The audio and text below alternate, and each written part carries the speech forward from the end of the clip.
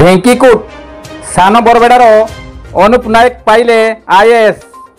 केन्दुझर जिला बड़मसिणाबिला पंचायत सान बरबेड़ा ग्रामर अमरीश नायक जे कि वर्तमान गंगा बन्या नियंत्रण आयोगर पाटना स्थित बिहार राज्यर चेयरमैन भाव में कार्यरत। तांको ज्येष्ठ पुत्र अनुप नायक 2025 आईएएस परीक्षा उत्तीर्ण होती। ऑल इंडिया रे से 212तम स्थान में रही।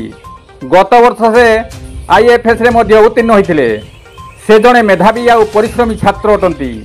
आईआईटी कानपुर बीटेक इलेक्ट्रिकल छात्र। वर्तमान से सपरिवार भुवनेश्वर आर्यापल्ली नंदनकानन रोड पटिया रोचंती।